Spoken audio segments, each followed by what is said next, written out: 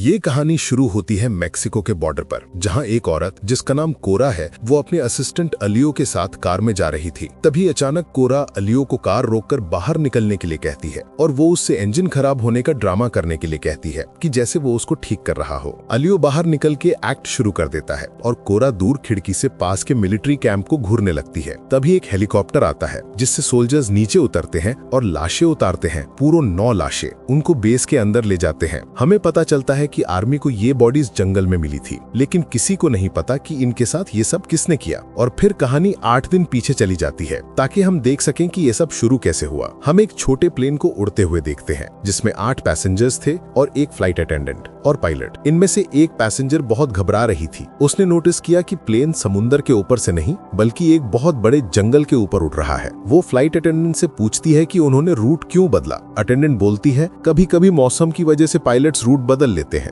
लेकिन ये एक झूठ था। कॉकपिट में पायलट बिल्कुल पैनिक में था। नेविगेशन और कम्युनिकेशन सिस्टम एकदम से फेल हो गया था। वो कंट्रोल टावर से कांटेक्ट करने की कोशिश करता है लेकिन कोई रिस्पॉन्स नहीं करता। ऊपर से फ्यूल भी खत्म होने वाला था। उसने समझ लिया कि अब प्लेन क्रैश होने वाला है। उसने अपनी गर्लफ्रेंड को लास्ट मैसेज भेजा गुड बाय बोलने के लिए।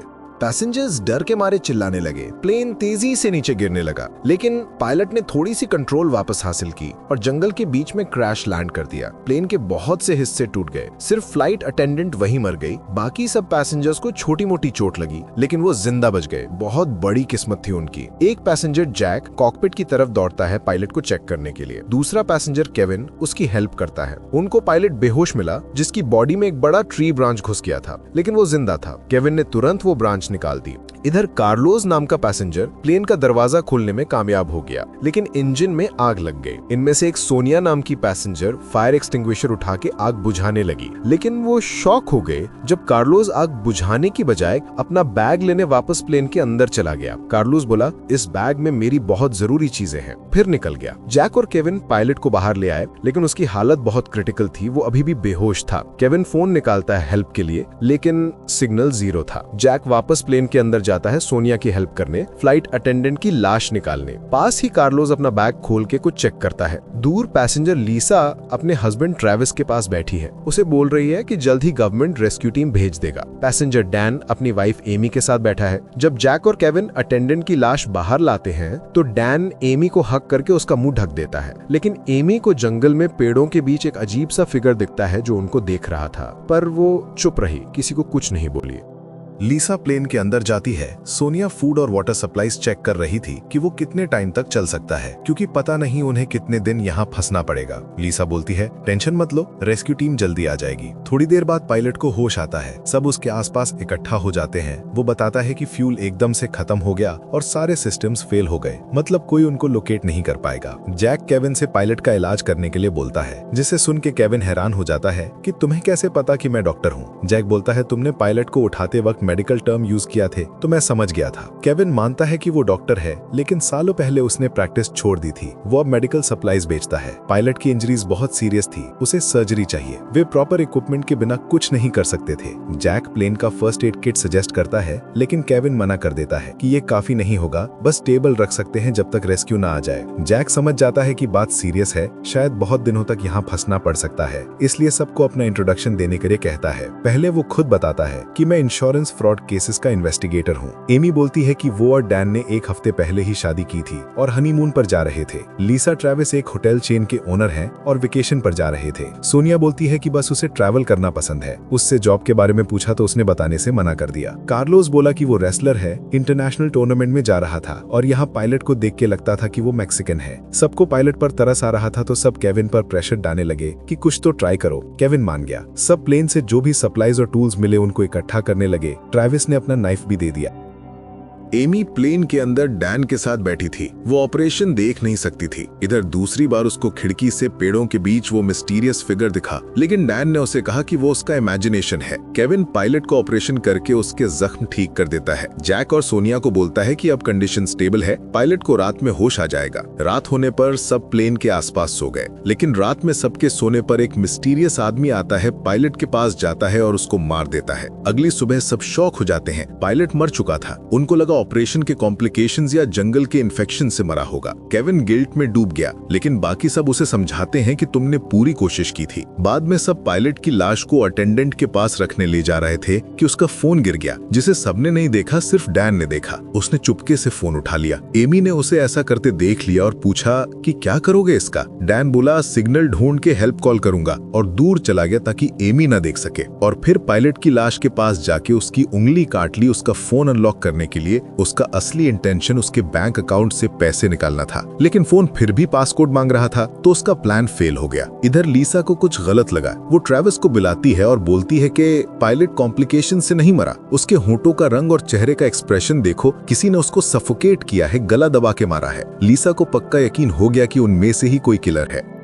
बातें करते वक्त उसको पीछे पेड़ों से आवाज आती है और वो डर जाती है। ट्रेविस से कहती है कि मुझे अकेला मत छोड़ना। जैक, केविन और कार्लोस प्लेन से जीपीएस डिवाइस निकालते हैं। कार्लोस को इलेक्ट्रॉनिक्स की अच्छी समझ थी। वो तुरंत प्रॉब्लम समझ गया और बोला मैं ठीक कर सकता हूँ, लेकिन सिग्नल के लिए ऊपर पहाड़ पर जाना पड़ेगा। सब एग्री करते हैं कि कल सुबह चलेंगे, क्योंकि अब रात हो रही थी। इधर ट्रेविस लीजा से बोलता है कि उसकी हार्ट मेडिसिन बैग में से गायब है। लीजा बोलती है कि टेंशन मत लो, मैं ढूंढ लाऊंगी। प्लेन के अंदर सोनिया सप्लाईज चेक कर रही थी। जैक अंदर आया तो उसका चेहरा उदास था। तब सोनिया ने उससे बताया कि हम में से कोई बहुत सेल्फिश है, क्योंकि किसी ने फ्रिज से खाना पानी चोरी कर लिया है। जैक हैरान होकर बोलता है कि तुम मुझ पर तो शक नहीं कर रही, पर सोनिया बोलती है कि मेरी इंस्टिंक्ट कहती है तुम अच्छे इंसान हो, तुम ऐसा नहीं करोगे। फिर जैक ने उससे उसकी जॉब के बारे में पूछा। तब सोनिया बोली कि मैं फोटो जर्नलिस्ट हूँ, बॉर्डर पर रेफ्यूजी इश्यूज कवर करती हूँ। अगली सुबह सब जंगल में खाना पानी ढूंढने निकलते हैं। केविन एक मशरूम उठाने जाता है तो सोनिया रोक देती है कि ये जहरीला है, तो सब इम्प्रेस हो जाते हैं उसकी प्लांट्स की नॉलेज से। वो बोलती है कि बहुत जगह घूमी हूँ ऐसे जंगलों में। आगे डैन एक छोटी सी झील देखता है। वो खुशी से पानी में कूदने वाला था, लेकिन कार्लोस उसे रोक देता है, ये कहकर कि पता नहीं वो कितना गहरा है, अंदर कुछ भी हो सकता है। तो चेक करने के लिए जैक अपना जूता पानी में डालता है, लेकिन तभी एकदम से कोई चीज उसे अंदर खींच लेती है और जूता गायब हो जाता है। वो झील अग्रेसिव पिराना मछलियों से भरी थी। तभी जंगल से गनशॉट्स की आवाज आती है। जहाँ सब दौड़ के जाते हैं तो देखते हैं कि ट्रेविस ने स्नाइपर राइफल से एक जानवर को मारा था, जिससे खाने की प्रॉब्लम सॉल्व हो गई थी, कम से कम थोड़ी देर के लिए। फिर वो सब पानी का सोल्यूशन निकालते हैं। सोनिया तेजी से टूल्स जमा करती है, झील से पानी निकालती है, उसे डिस्टिल करती है और पीने लायक बना देती है। उसी रात सब इकट्ठा होकर ट्रेविस के मारे जानवर को पकाते हैं। डिनर के वक्त सोनिया कार्लोस से पूछती है कि वो अपने बैग से इतना क्यों चिपका रहता है। तो कार्लोस बैग खोलता है, जिसमें रेसलिंग मास्क निकालता है। बोलता है ये मेरे अपकमिंग मैच के लिए है, ये मेरी पहचान है फैंस के सामने, चाहे कुछ भी हो इसको नहीं छोड़ूंगा मैं। खाने के बाद सब सो जाते हैं। ट्रेविस को दर्द हो रहा था, उसे नींद नहीं आ रही थी। इधर प्लेन के रेकेज में से एक मिस्टीरियस आदमी छुपके से एक पेड़ के पास जाता है, जहां सैटेलाइट फोन छुपाया हुआ था। वो फोन निकालता है और कोरा से बात करता है, कुछ सीक्रेट प्लान बनाता है।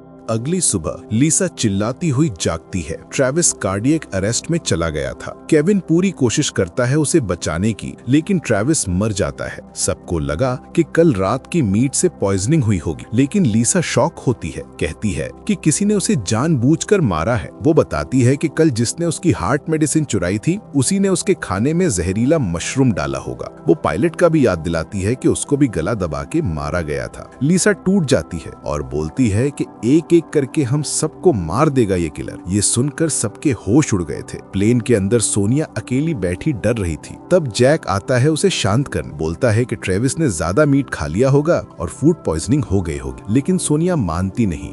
उसको याद आता है कि एमी ने अपना खाना छोड़ा था, तो ट्रेविस ने उसका प्लेट खा लिया। मतलब किलर का टारगेट पहले एमी थी। इधर डैन पायलट के फोन में घुसने की कोशिश कर रहा था। तभी वहां एमी आ जाती है। डैन बोलता है कि वो इसे अनलॉक करने की कोशिश कर रहा था, प्लेन क्रैश का सच जानने के लिए। फिर दोनों को पायलट का लास्ट मैसेज मिलता है, जो उसने कोरा को भेजा था। वही कोरा जिसके साथ रात में मिस्टीरियस आदमी बात कर रहा था। मैसेज में पायलट बोलता है कि उसका प्लेन कंट्रोल से बाहर है और एक मिस्टीरियस आदमी है जो क्रैश होने के बाद भी सबको मार देगा।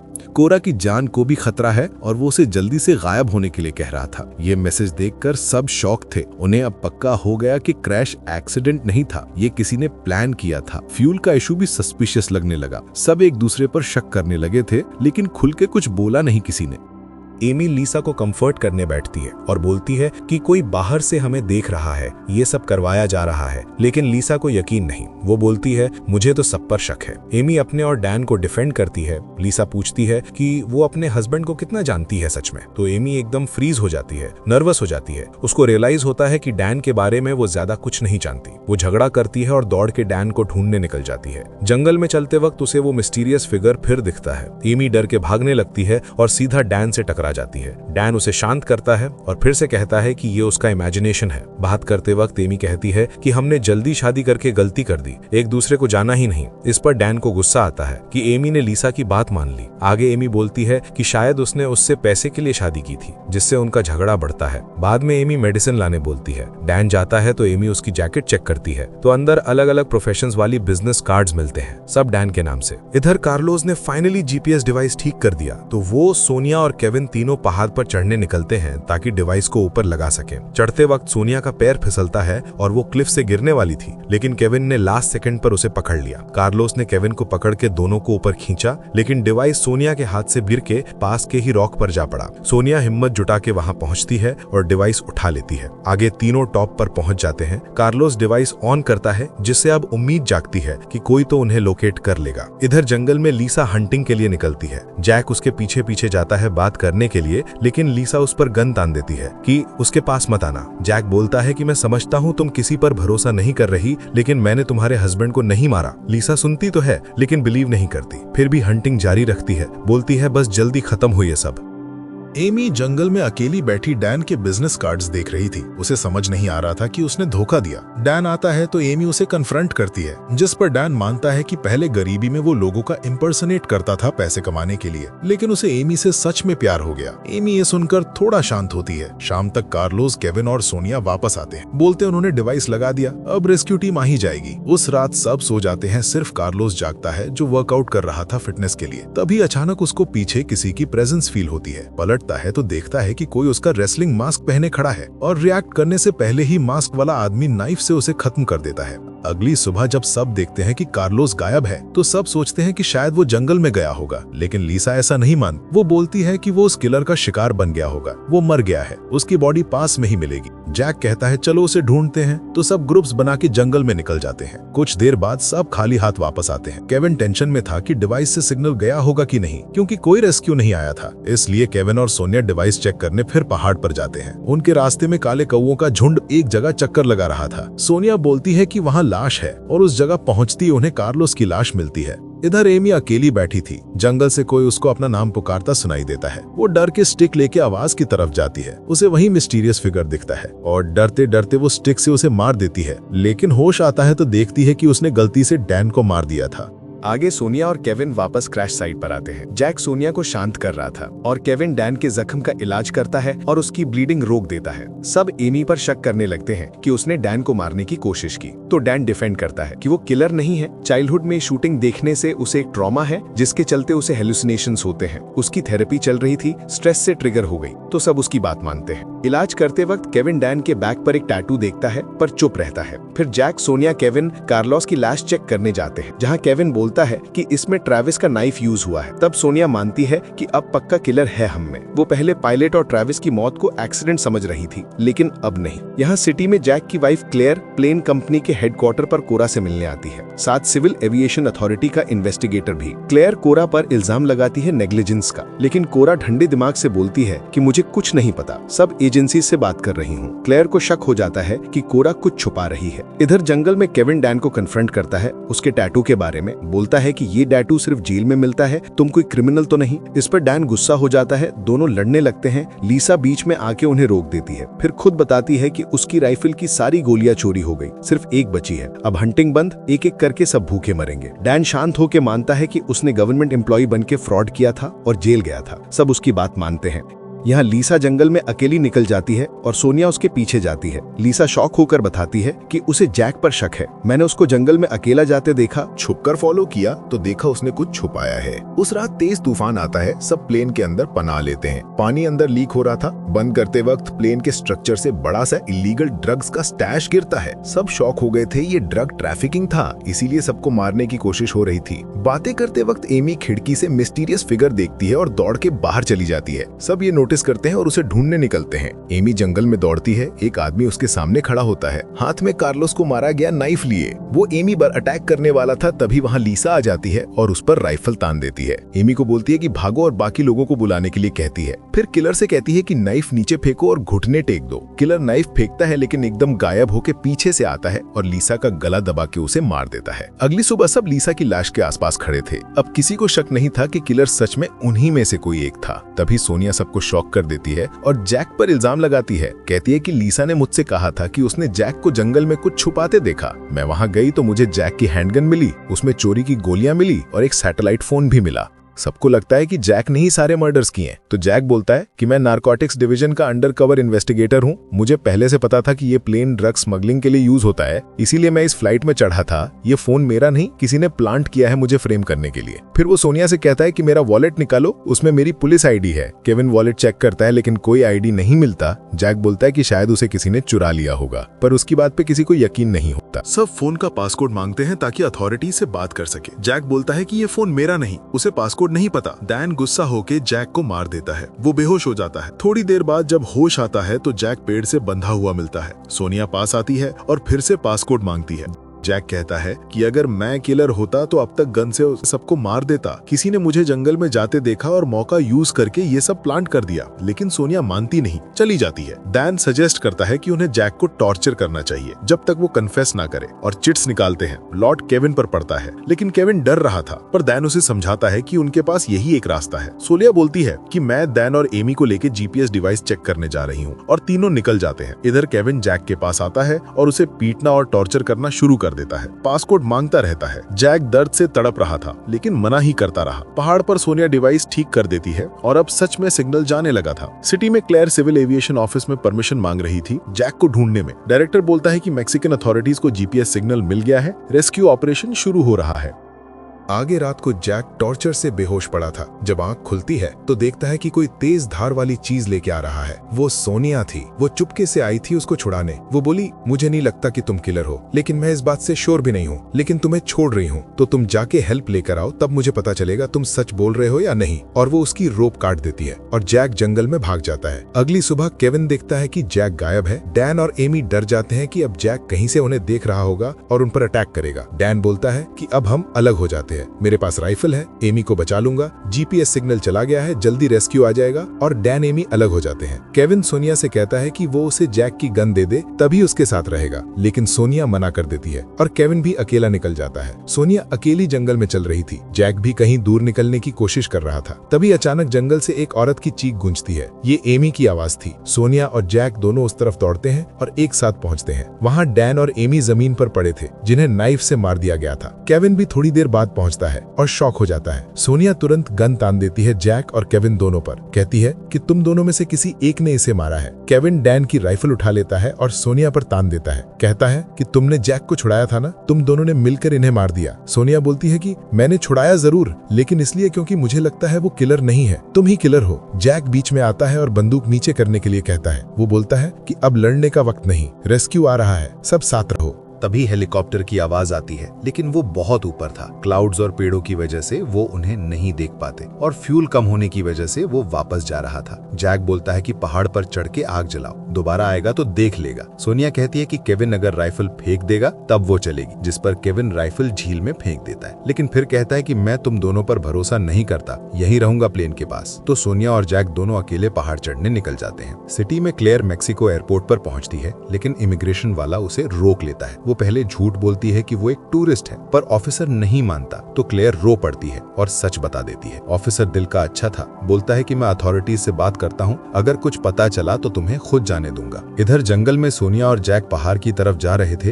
वे थोड़ी देर रेस्ट करने रुकते हैं। अचानक एक गन शॉट की आवाज गूंजती है। वे सोचते हैं कि राइफल तो झील में फेंक दी थी ना, मतलब किसी के पास और भी वेपन है। दोनों को केविन की फिक्र होती है तो वापस दौड़ पड़ते हैं। पहुंचते ही देखते हैं केविन झील के पास पड़ा है। उसके पीठ में गोली लगी थी, मुंह पानी में डूबा हुआ था और अग्रेसिव पिराना ने उसका पूरा चेहरा खा लिया था। उसे पहचानना मुश्किल था। सोनिया और जैक को लगा कि किलर ने केविन को भी खत्म कर दिया और अब सिर्फ वो दोनों बचे थे। रात होने वाली थी। दोनों प्लेन के अंदर घुसकर दरवाजा लॉक कर देते हैं। यहाँ बाहर मास्क किलर दिखता है, सैटेलाइट फोन निकालता है और कोरा से बात करता है। कोरा बोलती है जो भी बोलो मैं वही करूंगी।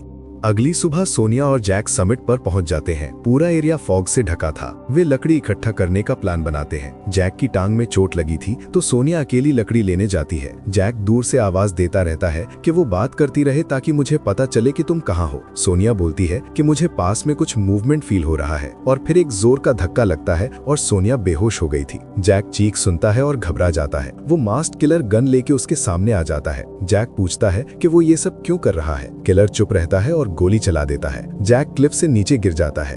किलर वापस सोनिया के पास जाता है। इधर सोनिया को थोड़ा होश आता है और वो किलर उसके सामने खड़ा होकर अपना मास्क उतार कर सोनिया को अपना फेस दिखाता है और फिर उसे भी गोली मार देता है। अगली सुबह रेस्क्यू टीम क्रैश साइट पर पहुंचती है, जहां वे बॉडीज ढूंढते हैं और उन्हें 9 लाशें मिलती हैं, जिसमें एक पैसेंजर मिसिंग था। कमांडर को रिपोर्ट जाती है। क्लेयर के होटल में ऑफिसर आता है और बोलता है कि उन्हें 9 बॉडीज मिली हैं, जिनमें से एक पैसेंजर मिसिंग है। अभी बॉडीज आइडेंटिफाई नहीं हुई हैं, तो उन्हें आइडेंटिफाई करने के लिए कैंप पर चलो। कैंप में कमांडर फोरेंसिक डॉक्टर को बुलाता है बॉडीज चेक करने के लिए, जिसके बाद हमें वही ओपनिंग सीन दिखाया जाता है जिससे हमारी कहानी की शुरुआत हुई थी, जहाँ सोल्जर सभी बॉडीज को मॉर्ग में रख रहे थे और रेस्क्यू लीडर कमांडर को आकर बताता है कि वे मिसिंग पैसेंजर को ढूंढने की पूरी कोशिश कर रहे हैं। यहाँ बाहर कोरा उस डॉक्टर की कार को रोकती है जो बॉडीज चेक करने के लिए आई थी और उससे मदद मांगने का ड्रामा करके पास आते ही गोली मार देती है।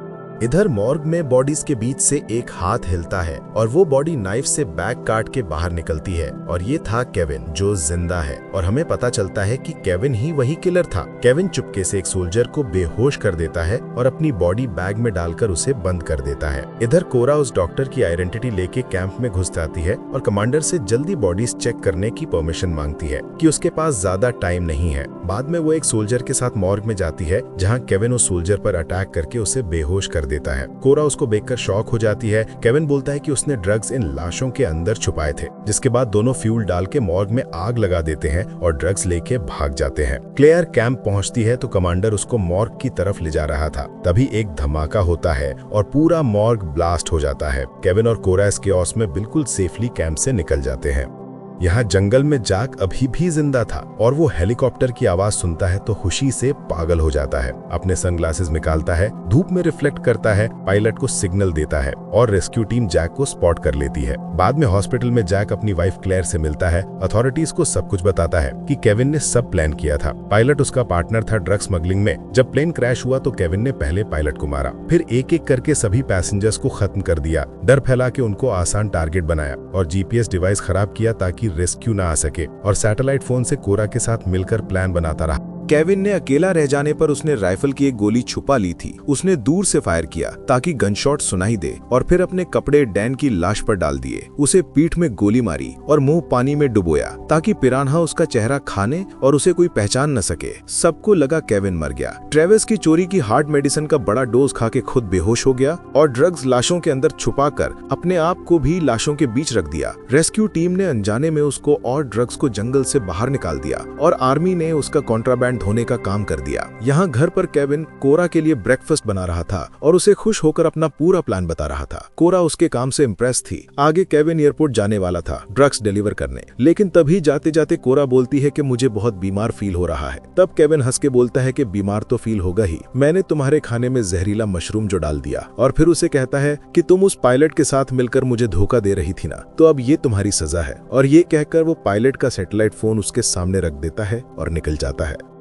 आगे जब वो एयरपोर्ट पर प्लेन में बैठता है तो केविन को जैक दिखता है, जो अभी भी जिंदा था और उसके पीछे दौड़ रहा था। केविन टेक ऑफ कर देता है, लेकिन जैक गोली चलाता है, लेकिन केविन प्लेन लेकर उड़ जाता है। केविन ड्रग्स देख के मुस्कुरा रहा होता है और सोचता है कि उसने अपना प्लान कितनी परफेक्टली एग्जीक्यूट किया, लेकिन उसे नहीं पता था कि जैक की चलाई हुई गोलियां उसके फ्यूल टैंक पर लग गई थी, जिससे वो लीक होने लगा था। और जब उसे फ्यूल खत्म होता दिखाई देता है तो केविन का चेहरा सफेद पड़ जाता है और प्लेन वापस उसी जंगल में क्रैश हो जाता है, जिसके साथ ही ये कहानी खत्म हो जाती है। अगर आपको हमारा वीडियो अच्छा लगा हो तो इसे लाइक और चैनल को सब्सक्राइब करना मत भूलिएगा। तब तक हम आपको मिलेंगे किसी और कहानी के साथ।